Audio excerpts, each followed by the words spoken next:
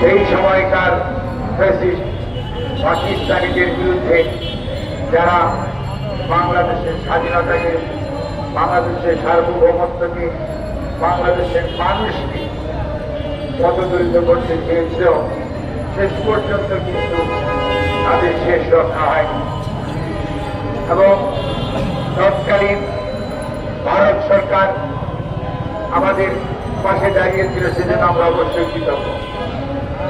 কিন্তু এটাও তো ঠিক, বিগত 53 বৎসরে এর প্রতিদান বাংলাদেশ কড়ায় গন্ডায় অনেক পরিশোধ করেছে।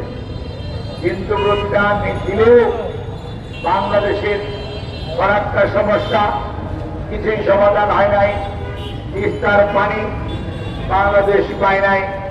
এখনো যখন বর্ষা হয় তখন